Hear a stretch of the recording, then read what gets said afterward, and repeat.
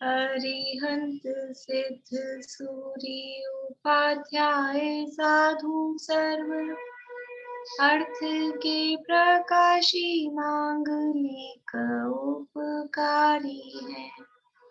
तिन्ह को स्वरूप जान रागति भई जो भक्ति काय को नवाए स्तुति को उचारी है।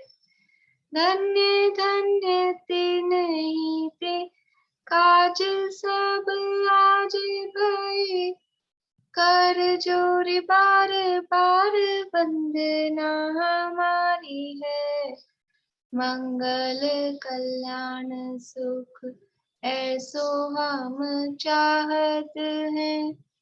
हो मेरी ऐसी दशा जैसी तुम धारी है।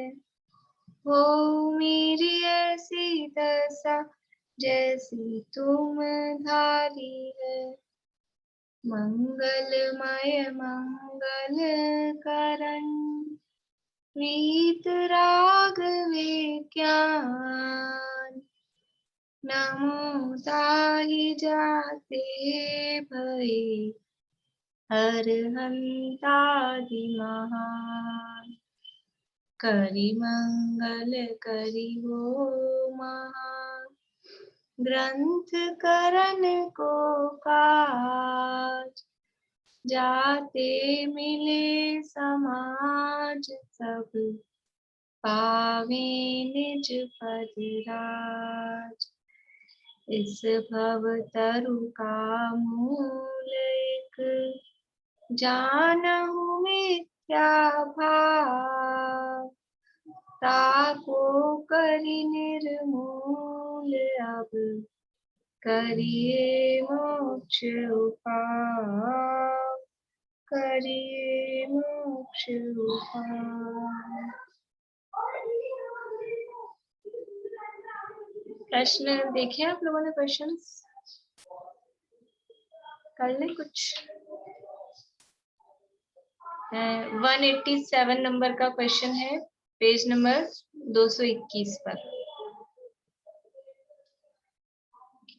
धर्म बुद्धि से धर्म धारक व्यवहाराभासी मिथ्या दृष्टि का स्वरूप बताइए। बोलिए निशांत।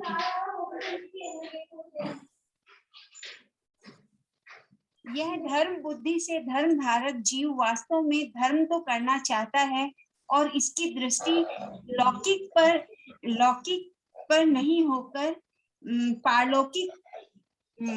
लौकिक पर नहीं होती है, पारलौकिक बुद्धि से धर्म करता है।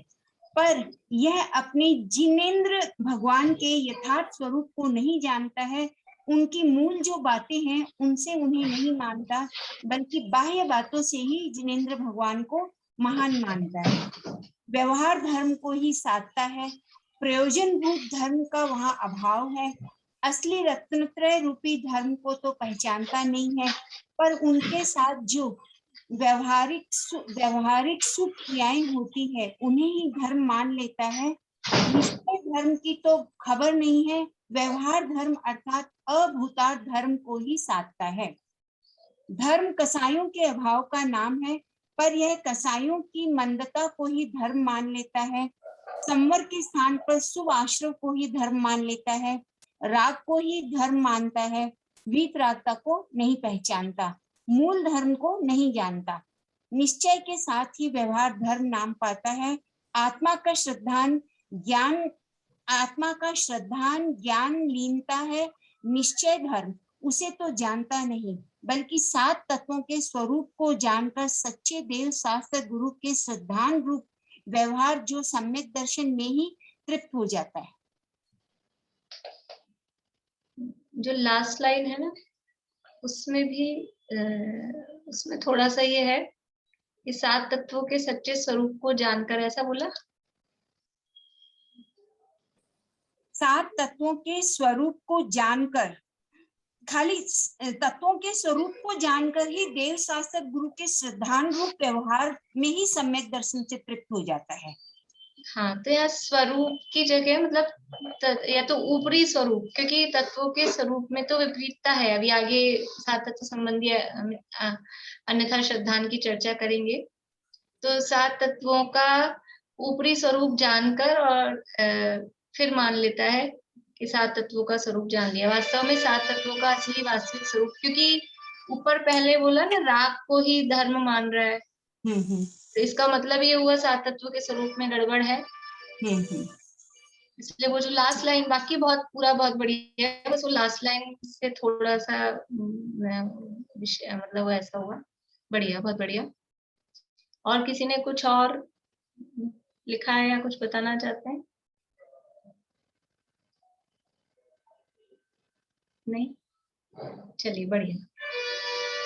सम्यक दर्शन का अन्यथा रूप किस प्रकार होता है, निरूपण कीजिए। बोलिए सुनीता आंटी। पंडित जी ने जो सम्यक दर्शन का अन्यथा रूप बताया, वहाँ कहा है कि शास्त्रों में जो सच्चे देव सास गुरु की प्रतीति करना सम्यक कहा गया है। इसलिए जो व्यवहाराभासी जीव है वह आज्ञा मानकर सच्चे देव सास गुरु और निग्रंथ गुरु के अतिरिक्त औरों को नमस्कार आदि का त्याग तो करता है, किंतु उनके गुण अवगुण की परीक्षा नहीं करते। तो करते भी है तो तत्व ज्ञान पूर्वक सच्ची परीक्षा नहीं करते, केवल आज्ञा रूपी सुदेव गुरु शास्त्री भक्ति ही में परवर्तते हैं। ठीक है, बढ़िया। ये सम्यक दर्शन का अन्यथा स्वरूप। देव भक्ति का अन्यथा रूप बताइए। बोलो प्रीति। अरहंत देव की जो अनेक विशेषण है, जैसे द्वारा पूज्य और अनेक अतिशय सहित होना, इनमें कौन से विशेषण पुद्गल आश्रित हैं और कौन से जीव आश्रित, ऐसा भिन्न भिन्न नहीं पहचानता है, और अरहंत देव के बाह्य विशेषणों के द्वारा ही उनका महत्वपना मानता है, तथा जीव आश्रित विशेषणों को ना पहचानकर मिथ्या दृष्टि ही बना रहता है। अन्य मतियों की तरह अरहंत देव को भी वह कर्ता बुद्धि से उन्हें स्वर्ग मोक्ष दाता दीन दयाल आदि उपाधि सहित मानता है। अरहंत के नाम से श्वान आदि ने स्वर्ग प्राप्त किया, ऐसा जानकर उनका नाम लेने से अनिष्ट सामग्री का नाश और इष्ट सामग्री की प्राप्ति के अर्थ रोग आदि मिटाने और धन आदि की प्राप्ति के लिए उनकी पूजन भक्ति आदि करता है, और अन्य मतियों की तरह भक्ति को मुक्ति का कारण जानकर उनकी भक्ति में अति अनुरागी होकर प्रवर्तता है। बढ़िया। इस प्रकार देव भक्ति का अन्यथा स्वरूप होता है। बढ़िया, यानी पूरा जो टॉपिक था शुरू से लेकर लास्ट तक, उसमें से समराइज करना था। बढ़िया, बोलिए भारती आंटी।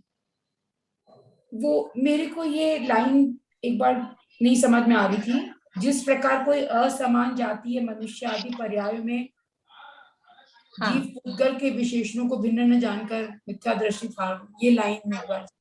असमान जातीय क्या होती है? असमान जातीय द्रव्य पर्याय, ये ख्याल में आपको असमान जातीय द्रव्य पर्याय क्या होती है? ये हमने एक बार पढ़ा था पहले द्रव्य संग्रह में, या तत्वार्थ सूत्र में भी शायद देखा था। पर्याय दो प्रकार की, एक अर्थ पर्याय, एक व्यंजन पर्याय, या उसी को कहते हैं गुण पर्याय या द्रव्य पर्याय। अर्थ पर्याय को गुण पर्याय भी और व्यंजन पर्याय को द्रव्य पर्याय भी कहते हैं। तो अभी द्रव्य पर्याय नाम से अपन करते हैं, क्योंकि अपने को द्रव्य पर्याय समझनी है। फिर वो द्रव्य पर्याय दो प्रकार की है, एक समान जातियों द्रव्य पर्याय, एक असमान जातीय द्रव्य पर्याय। मतलब समान जाति का मतलब एक ही जाति के द्रव्य मिल गए हैं और उनकी एक अवस्था बन गई है, वो समान जाति है। तो ऐसा किसमें हो सकता है पॉसिबल कि दो तीन चार द्रव्य एक ही जाति के जुड़ जाए, मिल जाए, उनकी एक पर्याय हो जाए? कौन से द्रव्य में ऐसा हो सकता है? 6 द्रव्यों में से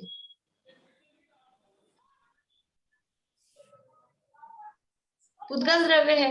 केवल पुद्गल द्रव्य में ही ऐसा पॉसिबल है कि वो परमाणु परमाणु जुड़ के वो उनकी स्कंद रूप पर्याय मिल जाती है, तो पुद्गल में ही पॉसिबल है। और किसी जीव में ऐसा पॉसिबल है दो तीन चार जीव जुड़ के उनकी एक पर्याय हो जाए? या धर्म आकाश तो एक ही है, कालाणु दो चार जुड़ के उनकी एक पर्याय हो जाए? तो समान जातीय द्रव्य पर्याय होती है, वो केवल पुद्गल में होती है। अब दूसरी है असमान जातीय द्रव्य पर्याय। असमान का मतलब है दो अलग अलग जाति के द्रव्य हैं, उन दोनों की मिलके एक पर्याय होती हो। तो ऐसा कहाँ है कि एक जीव होता है, एक पुद्गल, ये दो असमान जाति के द्रव्य हैं, इनकी मिलके एक पर्याय होती है। शरीर और जीव। हाँ, ये मनुष्य पर्याय, ये इसको कहते हैं असमान जातीय द्रव्य पर्याय। बाकी और किसी द्रव्यों में भी मिलान नहीं होता है कि धर्म धर्म मिल जाए, कि आकाश काल मिल जाए, या पर ये जीव भी के साथ एक्चुअली तो मिले तो नहीं है ना। है तो भिन्न, लेकिन अभी तो पर्याय दोनों की मिलके एक है ना। मनुष्य किसे कहते हैं? शरीर को मनुष्य कहते हैं कि जीव को मनुष्य कहते हैं? किसको कहते हैं? दोनों को मिला के। दोनों को मिलके। अकेले शरीर को भी मनुष्य नहीं कहा जाता है, अकेले जीव को भी मनुष्य नहीं कहा जाता है। ये जीव सहित जो ये शरीर दिखाई दे रहा है, इसका नाम मनुष्य है, क्योंकि मनुष्य रति नाम कर्म का उदय तो जीव को है, जीव को मनुष्य कहा जाता है। लेकिन वो जीव, अकेले जीव को भी मनुष्य नहीं कहा जाता है, वो ऐसे मनुष्य के शरीर सहित जो जीव है उसको मनुष्य कहा जाता है। इसलिए ये असमान जातीय द्रव्य पर्याय या असमान जातीय मनुष्य पर्याय ऐसे कहा जाता है। अब ये इस असमान जातीय जो द्रव्य पर्याय है, इसको ही, ये है तो दो द्रव्यों की मिली हुई पर्याय, इसको एक द्रव्य की पर्याय मान लेना। जैसे कि ये है तो दो द्रव्यों के अलग अलग, इसमें शरीर पुद्गल है और मैं जीव आत्मा वो अलग हूं, लेकिन अब क्या मान लिया है कि मैं ही शरीर हूं। तो ये जो इस असमान जातीय द्रव्य पर्याय में अहम बुद्धि धारण की, इसी को मैं माना, इससे क्या हुआ? इसका फल मिथ्यात्व है। मिथ्यात्व क्या है? शरीर को आत्मा माना, आत्मा को शरीर माना। तो ये जो दो अलग अलग चीजें थी, उन दोनों में से दोनों को एक मानकर, और वास्तव में जो एक था उसको कुछ और माना, जो कुछ और था उसको कुछ और माना, ऐसा भ्रम किया, इसी का नाम मिथ्यात्व है। तो जैसे कोई असमान जातीय मनुष्य आदि पर्यायों में जीव पुद्गल के विशेषणों को भिन्न न जानकर मिथ्या दृष्टि धारण करता है, कोई की जगह तो ऐसा लिखना चाहिए सभी, ज्यादातर सभी यही करते हैं। ये जो असमान जाति मनुष्य पर्याय है, इसमें ये स्पर्श रस गंध वर्ण जो है ये पुद्गल के विशेषण है, ये मैं नहीं हूँ। और ये जो जानने देखने वाला है ये मैं हूँ, ऐसा अलग अलग नहीं किया, भेद ज्ञान नहीं होता है, तो क्या होता है? मिथ्या दृष्टि रहते हैं।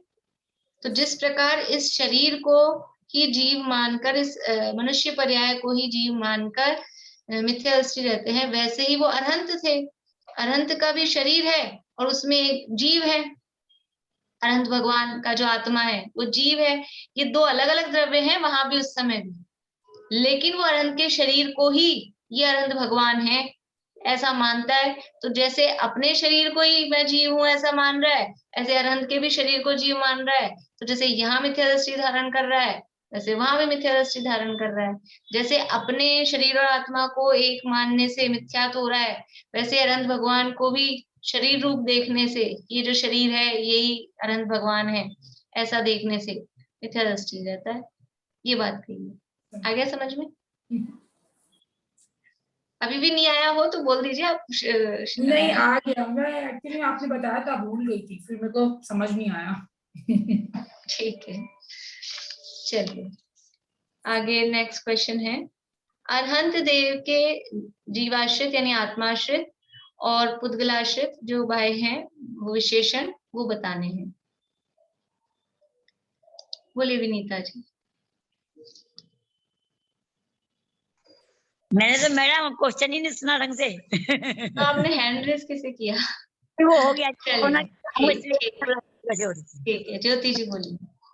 हाँ, शरीराश्रित तो ये हो जाएंगे क्षुधादि दोष रहित, शरीर की सुंदरता को धारण करना, स्त्री संगम आदि रहित है, दिव्य ध्वनि द्वारा उपदेश देते हैं, केवल ज्ञान द्वारा लोकालोक को जानते हैं, ये सारे पुद्गल आश्रित हो गए। और काम क्रोधादिक नष्ट किए हैं, ये जीवाश्रित हो गया। ठीक है, यही बताना था ना? और हाँ, और कोई बोलिए प्रमिला जी। अनंत ज्ञान दर्शन सुख अव्याबादत्व सूक्ष्मत्व ये तो जीव के गुण हुए, और स्पर्श रस गंध वर्ण सहित जो ये क्षुधा आदि है, अतिशय वगैरह है, ये सब पुद्गलाश्रित गुण। हाँ, यहाँ से छांट के बताइए, यहाँ से छांट के बताइए, यहाँ जो दिए हैं। जैसे 100 इंद्रों से पूज्य है, तो 100 इंद्र 100 इंद्रों से पूज्य है, तो वो तो मतलब शरीर से स्तुति कर रहे हैं ना वो उनकी, तो वो अचेतन हुआ, पुद्गलाश्रित हुआ। और अतिशय है वो तो सारे ही पुद्गलाश्रित है। और क्षुधा आदि ये जो 18 दोष है ये भी सब पुद्गलाश्रित है। और शरीर की सुंदरता भी पुद्गलाश्रित, स्त्री संगम आदि भी पुद्गल के हैं।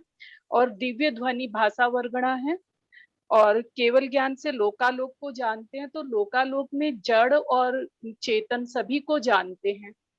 तो वो ज्ञान की पर्याय हुई, तो वो भी जड़ आने से वो भी अचेतन को जानना होगा।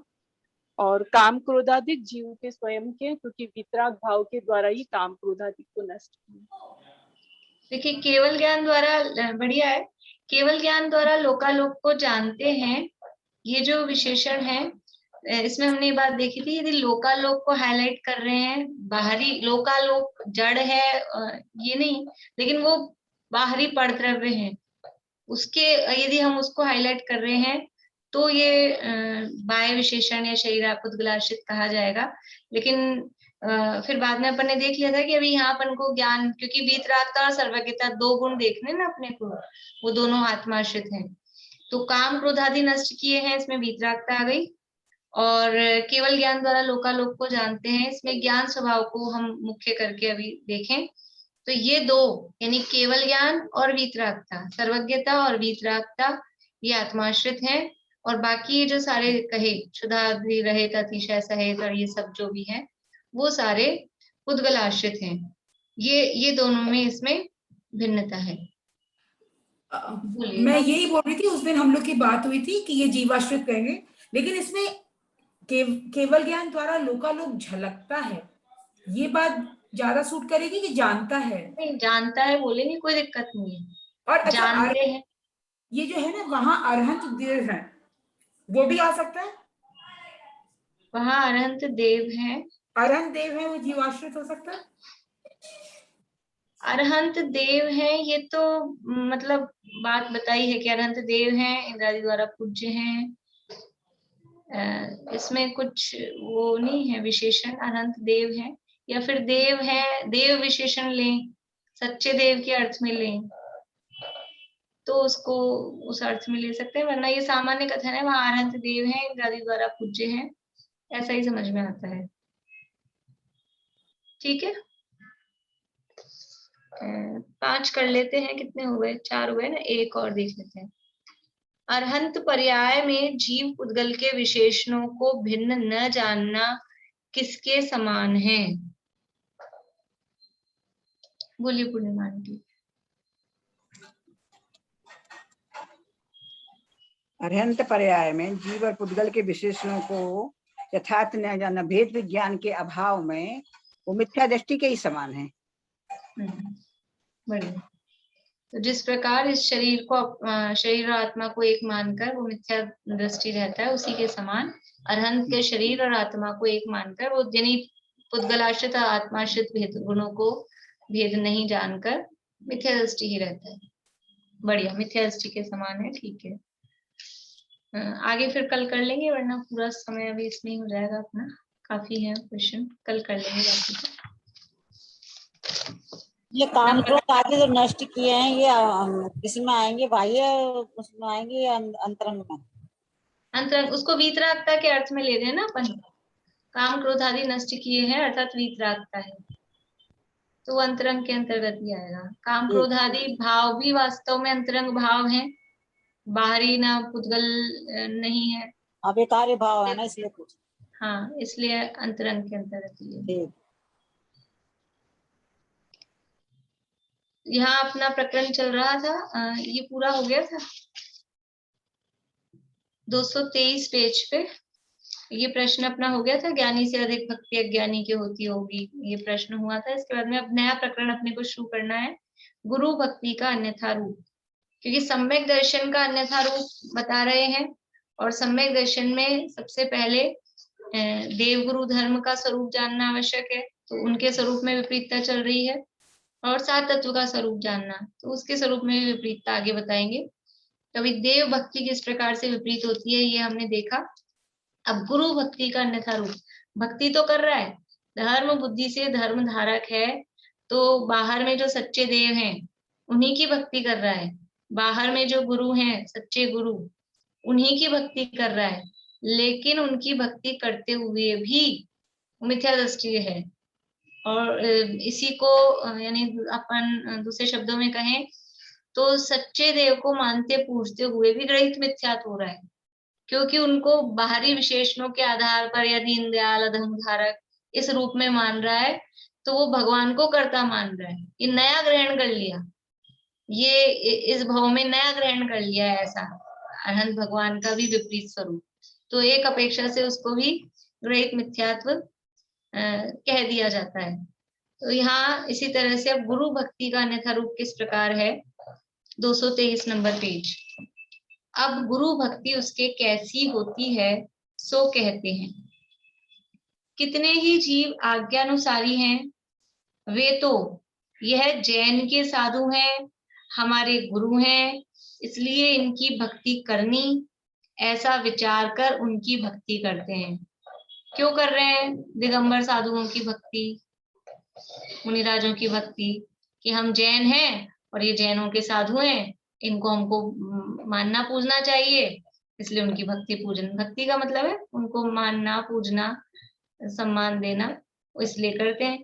क्यों करना, इनकी जैसे बच्चे होते हैं ना, पेरेंट्स कर रहे हैं, इनको ढोक दे रहे हैं, मंदिर में आते हैं, कभी कभी देखें बच्चों को तो वो देखता है ये कैसे कर रहे हैं, अच्छा ऐसे कर रहे हैं, फिर ऐसे करते हैं, फिर वो भी माला फेर रहा होता है तो वो देखते हैं अच्छा ऐसे कर रहे हैं तो ऐसे करते हैं।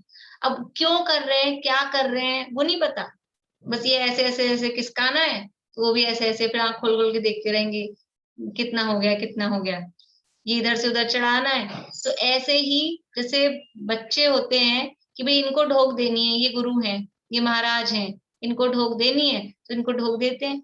लेकिन ये महाराज क्यों हैं, ये गुरु क्यों हैं, इनको सब ढोक क्यों दे रहे हैं, वो नहीं विचार करता। जैसे आज्ञा अनुसार बस कह दिया, वैसे ही जैसे बड़े कर रहे हैं, जैसा कहा है शास्त्रों में कहा है वैसा करना, ऐसे आज्ञा अनुसारी गुरु को मानते हैं, उनकी भक्ति करते हैं। और कितने ही जीव परीक्षा भी करते हैं, कुछ तो आज्ञा अनुसार कर रहे हैं, कुछ परीक्षा भी करते हैं। कैसे करते हैं परीक्षा, कैसे करते हैं, लेकिन परीक्षा कर रहे हैं फिर क्यों इस इनके साथ में उनको रख रहे हैं, कैसे करते हैं परीक्षा। वहां यह मुनि दया पालते हैं, शील पालते हैं, धनादि नहीं रखते, उपवास आदि तप करते हैं, क्षुधादि परिचय सहते हैं, किसी से क्रोधादि नहीं करते हैं, उपदेश देकर औरों को धर्म में लगाते हैं, इत्यादि गुणों का विचार कर उनमें भक्ति भाव करते हैं। क्या परीक्षा करते हैं कि पहला वाला था वो तो भाई हमारे बड़े मान रहे पूज रहे, हम जैन हैं इसलिए इनको मानना है। दूसरा वाला थोड़ा पढ़ा लिखा, तो पढ़ा लिखा है तो परीक्षा कर रहा है कि भी सच्चे गुरु हैं कि नहीं। तो क्या परीक्षा करते हैं कि मुनि दया पालते हैं, हम देखते बराबर ये 4 हाथ जमीन देख के चल रहे हैं, दया पाल रहे हैं, जीवों की पीछे से परिमार्जन करते हैं, समितियों का पालन कर रहे हैं, दया पालते हैं। शील पालते हैं, बिल्कुल स्त्रियों से 7 हाथ दूर रहते हैं और बाहर में पूरी मर्यादाओं का पालन करते हैं, शील पालते हैं। धनादि नहीं रखते, इनके कोई बाहर में परिचय वर्ग कुछ नहीं है, बिल्कुल साफ सुथरे, ऐसा ऐसा कहते हैं लोग कि ये वाले महाराज, इनके कोई नहीं है आडंबर साथ में, ये अपने ज्ञान ध्यान में ही रहते हैं, बिल्कुल कुछ भी, कोई धन दौलत कुछ भी नहीं, ना उससे मतलब, अपने ध्यान में स्वाध्याय में इसमें ही रहते हैं, तो धनादि नहीं रखते हैं। उपवास आदि तप करते हैं, इतने इतने तप वगैरह, उपवास आदि में अनशन अवमोदर्य वृत्ति परिसंख्यान रस परित्याग युक्त शय्यासन काय क्लेश सारे समझना। पहले किसी महाराज के लिए सुना था, नहीं बहुत साल पहले की बात होगी, कि वो महावीर जी में कहीं थे कि वो एक टांग पे खड़े रहते हैं, बहुत साल पुरानी बात होगी, लगभग 20-22-25 साल पुरानी। तो ऐसा बाहर में तप करते हैं, कहीं वो जंगल में ही रहते हैं, इस तरह की बातें। तो यही हम देखते हैं बाहर से कि ये सब करते हैं।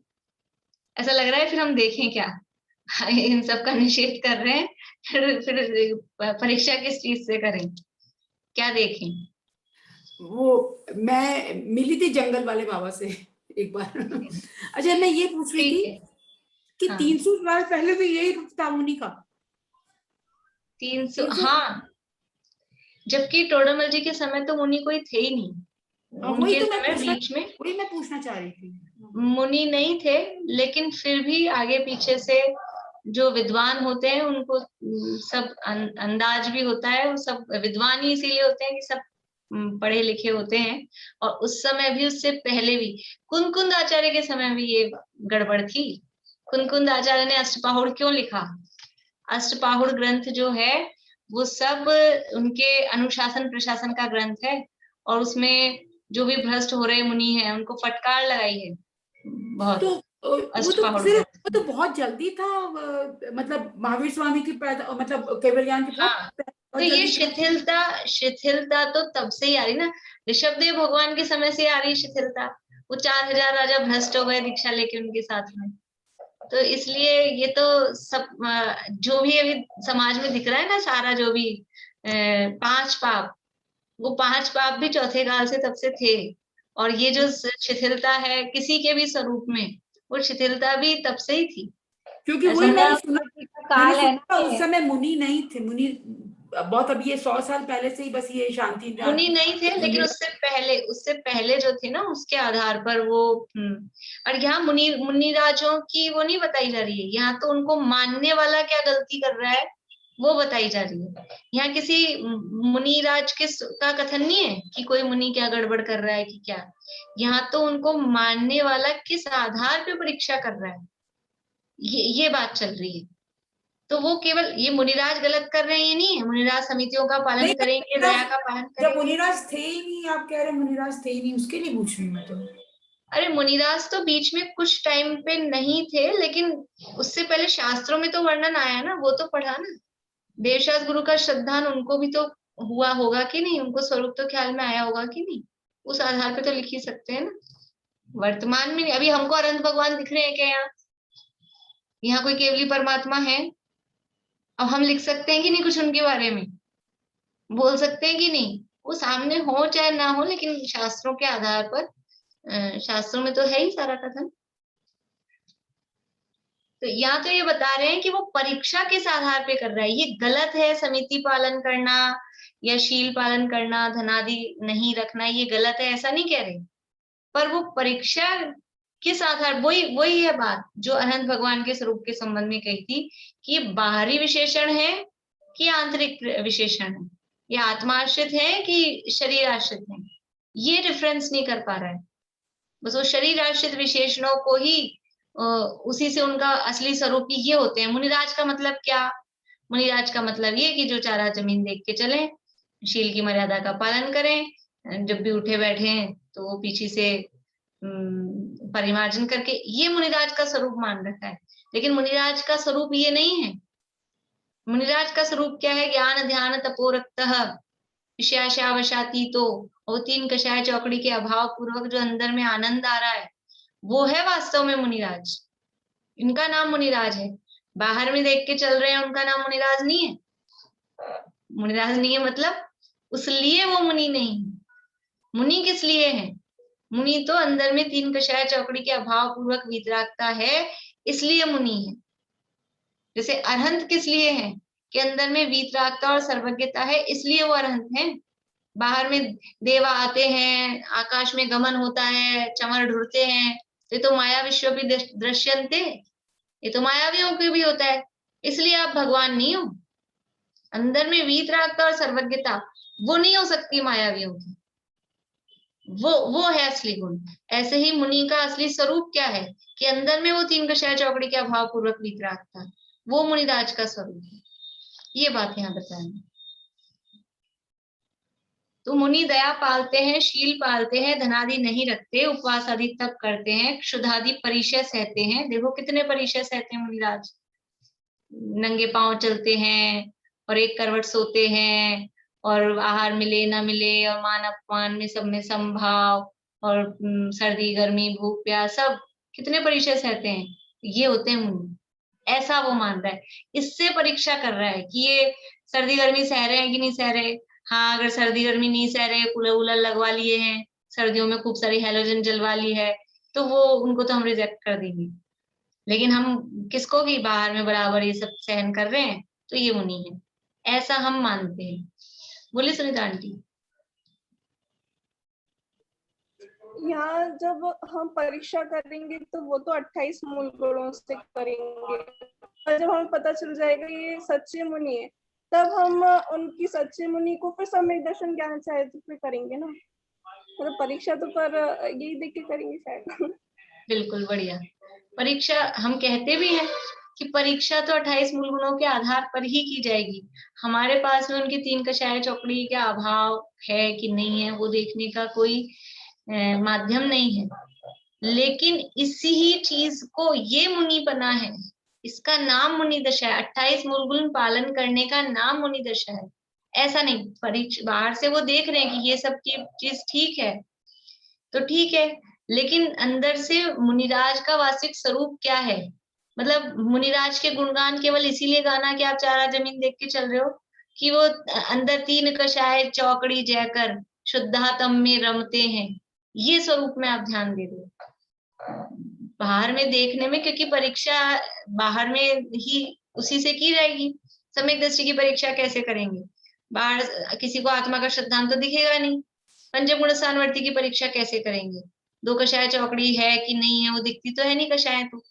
तो परीक्षा तो बाहरी आचरण से, बाहरी क्रियाकलाप से, अन्याय अनिति अभक्ष का त्याग है, सच्चे देवशास्त्र गुरु का श्रद्धान है, 7 तत्व का यथार्थ श्रद्धान है, उसके आधार पर ही माना जाएगा। लेकिन फिर भी सम्यक दृष्टि का स्वरूप क्या होता है? पंचम स्थानवर्ती का स्वरूप क्या होता है? बाहर में सफेद कपड़े पहन लेना और हाथ की चक्की से पीस पीस के आटा खाना 2 दिन का 3 दिन का, इसका नाम अकेला पंचम गुण स्थान नहीं है। ये श्रद्धान, ये विश्वास, ये अपना ज्ञान वो बराबर होना चाहिए। ठीक है। अनंत भगवान की वीतरागता भी बाहर से कहा, सर्वज्ञता दिखती है किसी को? सर्वज्ञता दिखती है बाहर से? हाँ, वो दिव्य ध्वनि खिरे और उसमें सब कुछ बता दें तो थोड़ा सा हमको जाए, मान लो ऐसे ही है मुख केवली, तो सर्वज्ञता दिखती है क्या? बाहर से बस वही दिखाई देता है, बाहर से वही दिखाई देता है, लेकिन स्वरूप का भान, स्वरूप का ज्ञान तो होना चाहिए कि असली स्वरूप क्या है, वो चीज यहाँ बता रहे हैं। शुद्धादि परिचय सहते हैं, किसी से क्रोधादि नहीं करते, उपदेश देकर औरों को धर्म में लगाते हैं, ये सारे इत्यादि गुणों का विचार कर उनमें भक्ति भाव करते हैं। लेकिन जैसे पीछे एक बात कही थी, अति व्याप्ति दोष आता है, ये यही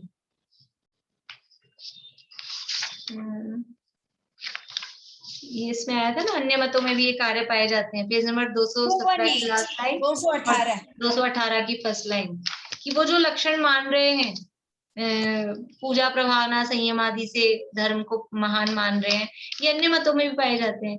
ऐसे ही ये जो आप बाहर में देख रहे हो लक्षण मुनिराज के, क्या लक्षण देख रहे हो? शील पाल रहे हैं, बिल्कुल कठोर ब्रह्मचर्य का पालन करते हैं, स्वप्न में भी उनको विकार नहीं आता है, विकार नहीं होता है, और इतने कठोर 6 महीने के उपवास और इतने कठोर उपवास वगैरह करते हैं, ये सब करते हैं। तो ये चीजें तो अन्य मतों में भी पाई जाती है। अन्य मतों में क्या ब्रह्मचारी नहीं होते? ऐसे ही नहीं कि शादी नहीं की अटल बिहारी वाजपेयी जैसे, ऐसे नहीं, बराबर धर्म साधना के लिए ब्रह्मचर्य लेने वाले, कि हमको धर्म में लगना है इसलिए शादी नहीं करते। ऐसे अन्य मतों में भी होते हैं, यहाँ दिया देखो नीचे। परंतु ऐसे गुण तो परमहंसादिक अन्य मतियों में तथा जैनी मिथ्यादर्शियों में भी पाए जाते हैं। अन्य मत में जो ये परमहंस आदि हैं, ये नग्न होते हैं, अभी नग्नता से मुनिपना मान रहे हैं, तो वो मिल जाएंगे नग्न, वो तब करते, तभी तो हम लोग भ्रमित होते हैं।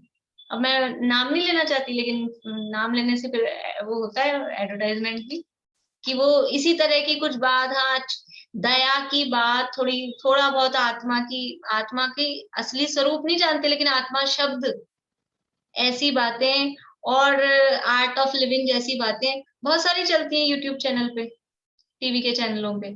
बहुत सारे टीवी के चैनल ही इतने सारे धार्मिक चैनल आते हैं। अपने जैनों के तो 1 2 3 है, बाकी और चैनलों पे सबकी आती है। तो ये सारी बातें तो उनमें भी पाई जाती है। ये जितने भी यहाँ दिए, दया को धर्म, ऊपर से कोई भी ऐसा नहीं कहेगा कि दया धर्म नहीं है, कि दया मत करो, मारो काटो। साफ साफ ऐसा कोई उपदेश नहीं देगा, सब दया को धर्म बताएंगे। तो जो उनके गुरु हैं वो भी दया पालते हैं, शील पालते हैं, धनाधिक नहीं रखते, सब छोड़ छाड़ के ये कैलाश पर्वत वगैरह ऐसी ऐसी जगह जाके तप करते हैं। वहां इतनी बर्फ में जाके नग्न होके परमहंस आदि जो हैं इस तरह के शुद्धादि परिचय सहते हैं, किसी से क्रोधादि नहीं करते हैं। ये सारी बातें उनमें भी मिल जाएगी। गुस्सा नहीं करें, शांति से सब सहन कर लें, ये चीजें अन्य मतों में भी मिल जाएगी। इसलिए ये बातें तो ऐसे गुण तो परमहंस आदि अन्य मतियों में तथा जैनी मिथ्या दृष्टि, कोई मिथ्या दृष्टि मुनि बन गया बाहर में, जो द्रव्यलिंगी की बात जो है, जो द्रव्यलिंगी नवे ग्रह जाता है वो बाहर में सारा बराबर पालन करता है। ये सारी चीजें कितनी कितनी कषाय मंद है, क्रोधाधिक की कितनी मंदता है कि चमड़ी उधेड़ के नमक मिर्च डाली जाए तो भी आंख की कोर भी लाल नहीं हो, तो भी क्या वो सच्चे वितरागी मुनिराज हैं? द्रव्यलिंग की अपेक्षा और उस अपेक्षा उसकी प्रशंसा करते हैं और उसका फल उसको मिल जाता है, नवेग वैवेग जाता है।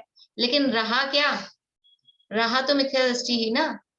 ऐसे तो जैनी मिथ्या दृष्टियों में भी पाए जाते हैं, और थोड़ी ऐसी मंद कषाय तो बिना मुनि बने गृहस्थी में है, उसमें भी पाई जा सकती है। लेकिन मुनिराज का स्वरूप ये नहीं है, बाहर में सारा काम करे, दया पाले, शील पाले, उपवास आदि करे, लेकिन अंदर में 3 कषाय चौकड़ी का अभाव, वो जो चीज है वो हर जगह नहीं है।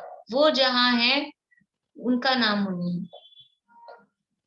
परंतु ऐसे गुण तो परमहंसादि अन्य मतियों में तथा जैनी मिथ्या दृष्टियों में भी पाए जाते हैं, इसलिए इनमें अति व्याप्तिपना है। यहाँ फिर से वही शब्द दिया ना, अति व्याप्तिपना है। वो अति व्याप्तिपना वहां पूजा प्रभावना आदि कार्यों में धर्म मान रहा था, वहां आ रहा था।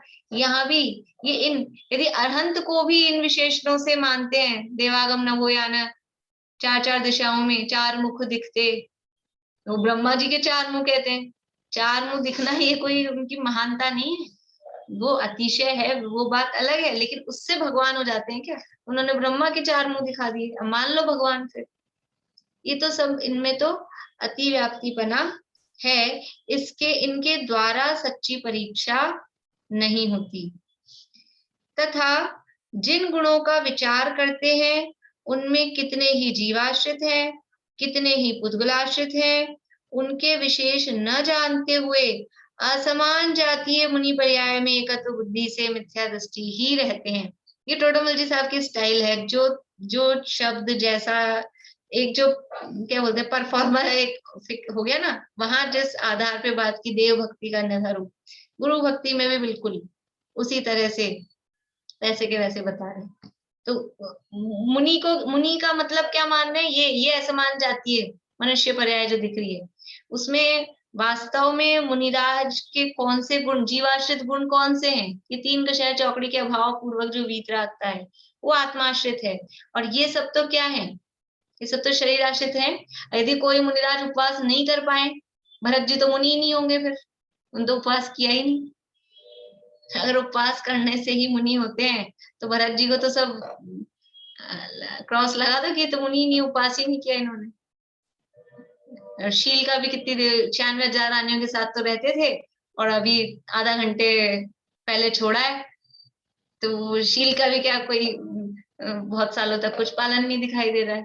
शुद्धा त्रिषा कुछ भी तो नहीं खा पी के मुनि बने होंगे, और बस इतनी सी देर तो मुनि रहे, उन्होंने क्या पालन किया? इसलिए खाली इन चीजों से हम देखें तो मुनिपना ही नहीं दिखाई देगा उनमें। जिन गुणों का विचार करते हैं उनमें कितने ही जीवाश्रित हैं, कितने ही पुद्गलाश्रित हैं, उनके विशेष न जानते हुए विशेष मतलब उनके बारे में अधिक अथवा भेद करते हुए अलग अलग जीवाश्रित कौन से हैं, पुद्गलाश्रित कौन से हैं, ऐसा उनका भेद न जानते हुए असमान जातीय मुनि पर्याय, वहां कहा था असमान जातीय मनुष्य पर्याय, फिर कहा असमान जातीय अरहंत पर्याय, अब ये असमान जातीय मुनि पर्याय, असमान जातीय स्त्री पर्याय, असमान जातीय पुरुष पर्याय, ये सब क्या है? असमान जातीय देव पर्याय, असमान जातीय नारकी पर्याय, ये सब असमान जातीय पर्याय है। सबके नाम लगा लो, कुत्ता पर्याय, बिल्ली पर्याय, जो भी है, ये सब असमान जातीय पर्याय है। असमान जातीय मुनि पर्याय में एकत्व बुद्धि से मिथ्या दृष्टि ही रहते हैं। वो शरीर और जीव की जो मिली जुली अवस्था है मनुष्य रूप, उसको ही मुनि मानकर वो मिथ्या दृष्टि ही रहते हैं। तथा सम्यक दर्शन ज्ञान चारित्र की एकता रूप मोक्ष मार्ग, वह ही मुनियों का सच्चा लक्षण है।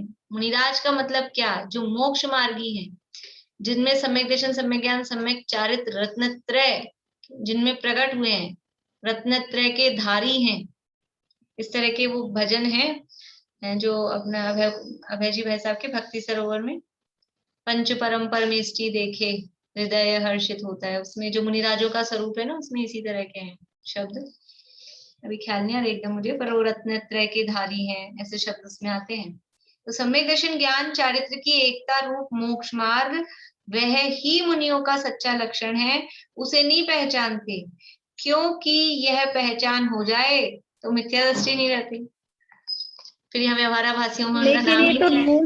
बाहर से इसको बाहर कैसे पहचानेंगे कि ये सम्यक दृष्टि, सम्यक ज्ञान, सम्यक चारित्र वाले वाले हैं? वही तो प्रश्न अभी समीक्षा ने किया था, बाहर से नहीं पहचानेंगे, लेकिन हमें स्वरूप तो पता हो ना। हम मुनिराज किसे कहते हैं? हमसे कोई पूछे मुनिराज का परिभाषा बताओ, हमको बाहर से मुनिराज की परीक्षा भी नहीं करनी, हम तो यहाँ एग्जाम हो रहा है, मुनिराज का स्वरूप बताओ, तो क्या लिखा कि जो व्रत पालते हैं, शील पालते हैं, दया पालते हैं, चारा जमीन देख के चलते हैं, गुप्ती समिति, ये मुनिराज का स्वरूप मान रहा है। वो ये नहीं हमसे पूछे, अभी तो हम तो सब पढ़ पढ़ के पक्के हो गए कि पूछे कि मुनिराज कौन होते हैं, तो हम तो कहेंगे कि तीन कषाय चौकड़ी के अभाव पूर्वक जो होते हैं, छठे सातवें गुणस्थानवर्ती, वो मुनिराज होते हैं। लेकिन वो किसको मुनिराज मान रहा है? यदि उससे लिखवाया जाए एग्जाम में, तो ये लिखेगा कि जो 28 मूल गुणों का पालन करते हैं बाहर में, ये वो बात चल रही है। रत्नत्रय बाहर से यूं नहीं दिखाई देंगे, वो तो परीक्षा इन्हीं आधारों पे होगी। यदि इसी में गड़बड़ है तो रत्नत्रय हो ही नहीं सकते, यदि इनमें ही गड़बड़ है तो। लेकिन अपने को श्रद्धान अंदर खुद को तो ये पता हो ना कि है क्या वास्तव में, भगवान किसे कहते हैं, कि जो आकाश में होते हैं वो भगवान होते हैं, जो कमल से 4 अंगुल ऊपर होते हैं वो भगवान होते हैं, कि जो वीतरागी और सर्वज्ञ होते हैं वो भगवान होते हैं। वो अब हमने तो पढ़ा है बचपन से ही, इसलिए हम तो, लेकिन अभी भी अरहंत भगवान के नाम पे यदि कहा जाए, बच्चों को ऐसे सिखाते हैं पाठशाला में, जब भी नमोकार मंत्र बोले तो यहाँ अरहंत है, यहाँ सिद्ध है, यहाँ आचार्य है, नहीं गड़बड़ हो रहा है, यहाँ अरहंत है, यहाँ सिद्ध है, यहाँ आचार्य है, यहाँ उपाध्याय और यहाँ साधु है, ऐसा अभी आप लोग दिमाग मत लगाना, ऐसा सिखाते हैं। और ध्यान करो, तो अरहंतों का ध्यान करो, वो क्या ध्यान करते हैं? अभी अपने को कहा जाए अरहंत भगवान का ध्यान करो आंख बंद करके, तो क्या दिखेगा अपने को? वो जो बालवोत पाठमाला 1 में फोटो है ना अरहंत भगवान की, वही दिखती है, चवल लटके हुए हैं, छत्र हैं, और पीछे महामंडल है, वही दिखता है, वो बाहरी स्वरूप ही दिखता है। लेकिन वो तो अभी हमने रटा हुआ है कि जो वितरागी और सर्वज्ञ होते हैं वो भगवान होते हैं। लेकिन अभी स्वरूप हम मान किसको रहे हैं? हमको वही स्वरूप दिखाई देता है कि ये अरहंत है, छत्र जमल महामंडल वाले, वही अरहंत दिखाई दे रहे हैं। तो ये तो सब बाहरी विशेषण है, बाहरी विशेषताएं हैं, पुद्गलाश्रित। ऐसा अरहंत भगवान बोलते ही किसी को ऐसा ख्याल में आता है कि वो जो वीतरागी हैं कि सर्वज्ञ, मतलब वो कुछ भी उसकी पिक्चर कुछ भी बनती हो वीतराग तो सर्वज्ञता के नाम पे, पर ऐसा कुछ ख्याल में आता है। सिद्ध भगवान बोलते ही क्या दिखता है? वो खाली खाली बस, और कुछ समझ में आता है सिद्ध भगवान के नाम पे? ऐसा भी ख्याल में नहीं आता तुरंत तो कि वो अनंत सुखी हैं, कि कैसे चैतन्य के पुंज हैं, आत्मा के प्रदेश हैं, केवल प्रदेश, वो नहीं ख्याल में आता है। ये चीज यहाँ बता रहे हैं। कि हमको उनके स्वरूप के नाम पे क्या ख्याल में आता है? बोलिए निशांत। पंचपरमेष्ठी भगवान की पूजा की जयमाला है ना, उसकी शुरू के 10 लाइन में पांचों परमेष्ठी का जो स्वरूप बताया है ना, वो हम लोग ख्याल में ला सकते हैं बोलते हो। बोलिए पारुल। भाभी, तो जो द्रव्यलिंगी मुनि होते हैं वो पूज्य नहीं होते? नहीं, द्रव्यलिंगी मुनि यदि कोई भी मुनि हो, 99 दिगंबर है, 28 मूल गुणों का पालन यदि निरतिचार रूप से कर रहे हैं, उसमें दोष नहीं है, तो पूज्य है, वंदनीय है। क्योंकि हमको अंदर से उनके कषाएं 3 हैं कि 2 हैं कि 1 हैं कि चारों हैं, वो हमको नहीं दिखती हैं। इसलिए बाहर में पूज्यता का जो व्यवहार है ना, नमस्कार करने का व्यवहार, वो बाहरी व्यवहार है, तो वो बाहर के आचरण देख के ही होगा। लेकिन अपने अंदर में, या गुरु भक्ति कह रहे हैं, गुरु भक्ति का मतलब बाहर में मंजीरे पीटना नहीं है। यहाँ अंदर में हमको मुनिराजों की भक्ति आ रही है, तो हम मुनिराजों का क्या स्वरूप विचार कर हमको उनकी भक्ति आ रही है, क्या स्वरूप विचार की, तो वो बात बता रहे हैं कि वो 3 कषाय चौकड़ी के अभाव पूर्वक है, वीतरागता है, वो ख्याल में नहीं आता है। वो इतना उपवास करते हैं, वो इतना तप करते हैं, बस वो ख्याल में आता है। वो अन्यथा रूप यहाँ बता रहे हैं कि ये गड़बड़ है। बोलिए ज्योति जी। मैं बोल रही, अगर 3 कषाय चौकड़ी का अभाव हो गया मुनिराज को, तो वो तो बाहर भी ऐसे, मतलब बाहर की क्रिया में भी अपने आप से वो तो ऐसे दिखेगा ही, वो क्रियाएं वैसी ही होंगी। मतलब नहीं, वो क्रियाएं उनकी तो होंगी, जिनके 3 कषाय चौकड़ी का अभाव है ना, उनकी तो क्रियाएं परफेक्ट होंगी ही। हाँ। लेकिन जिनके नहीं है 3 कषाय चौकड़ी का अभाव, उनकी भी क्रियाएं परफेक्ट होती हैं, हो सकती हैं, हो सकती क्या होती है ना, द्रव्यलिंगी तो तभी है। हो भी जाए, मतलब जैसे हो रही है अभी भी पर जिनको अभाव है उनका तो वो तो अलग ही दिखता ही है, बाहर भी वो तो है ही। और कभी कभी हम उनके रत्नत्रय को, मतलब थोड़ा बहुत ऐसा अंदाज उनके उपदेश से या और उनके अंतर्मुखता से उससे आभास लगा सकते हैं। लेकिन फिर भी वो अंदाज अनुमान ऐसा ही होता है, वो हम क्योंकि देख नहीं सकते उसको कि इनके कितनी कषाय का अभाव है, अंदर में कितनी वीतरागता है। वो तो बाहरी पहचान तो बाहरी 28 मूल गुणों से ही होगी। यहाँ उनकी बाहरी पहचान की उसकी बात नहीं चल रही। यहाँ बात क्या चल रही है? यहाँ बात चल रही है कि हम उनकी भक्ति किस आधार पे, हम क्या विचार के, हम अपने अंदर में उनका क्या स्वरूप वो कर रखा है, अज्यूम कर रखे हैं। हमने उनका क्या स्वरूप मान रखा है, हमारे अंदर उनके लिए क्या सोच के भक्ति आ रही है, वो बात ये बता रहे हैं यहाँ पे। मतलब हमको पहले ये चीज समझ में आ जाए बात चल क्या रही है, इसलिए इतनी गड़बड़ हो रही है। यहाँ बात ये चल रही है कि हम उनका क्या स्वरूप मान के उनकी भक्ति कर रहे हैं। ये जो व्यवहारवासी है, बोलते भी हैं अभी ना, कभी बात करो तो वो यही बोलते हैं कि वो हमसे बहुत अच्छे हैं। हाँ, है ना। तो यहाँ ये बात चल रही है कि हम अपने अंदर उनका क्या स्वरूप मान रहे हैं। अंदर भक्ति, ये मुनिराजों की भक्ति कब करते हैं कि वही शाम को 7:30 से 8, ऐसा नहीं होता। पंच परमेष्ठी की भक्ति मेरे हृदय में निरंतर रहे, ये तो हम भावना भाते हैं, और जो भी श्रद्धानी है उसके हृदय में पंच परमेष्ठी की भक्ति निरंतर होती है। तो भक्ति का मतलब कोई भजन गाना या मंजीरे बजाना वो नहीं, कि किस आधार पर हम उनको पूज्य मान रहे हैं, इसका नाम है भक्ति। तो गुरु भक्ति, गुरु को, मुनिराज को किस आधार पर पूज्य मान रहे हैं, ये खाली बाहरी क्रियाओं के आधार पर पूज्य मान रहे हैं, वो चीज यहाँ बता रही। देखो अपना समय तो हो गया है, बस ये यही लाइन पढ़ती हूँ, पूरा पैराग्राफ तो हड़बड़ी में तो नहीं होगा पूरा। जिन गुणों का विचार करते हैं उनमें कितने ही जीवाश्रित हैं, कितने ही पुद्गलाश्रित हैं, उनके विशेष न जानते हुए असमान जातीय मुनि पर्याय में एकत्व बुद्धि से मिथ्या दृष्टि ही रहते हैं तथा सम्यक दर्शन ज्ञान चारित्र की एकता रूप मोक्ष मार्ग वह ही मुनियों का सच्चा लक्षण है, उसे नहीं पहचानते, क्योंकि यह पहचान हो जाए तो मिथ्या दृष्टि रहते नहीं। पढ़ लेते हैं। इस प्रकार यदि मुनियों का सच्चा स्वरूप ही नहीं जानेंगे तो सच्ची भक्ति कैसे होगी? यदि स्वरूप सही नहीं जाना है तो भक्ति भी सच्ची नहीं हो सकती है।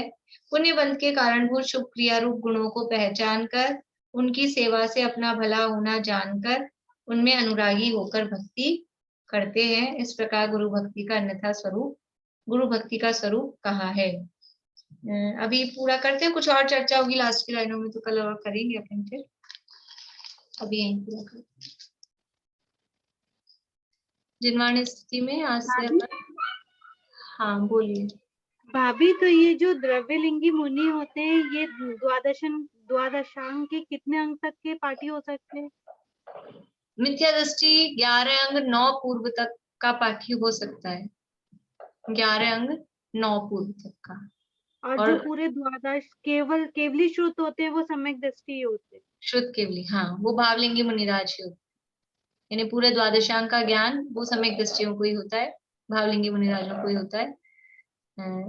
मिथ्या दृष्टि को 11 अंग 9 पूर्व तक का ज्ञान हो सकता है। 10वें पूर्व का भी ज्ञान होगा तो भावलिंग के बिना नहीं होगा।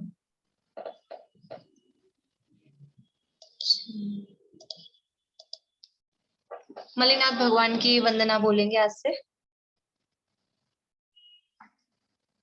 हेतु पद त्यागी मल्लिचिन मन मल्ल का मर्दन किया, एकांत पीड़ित जगत को अनेकांत का दर्शन दिया।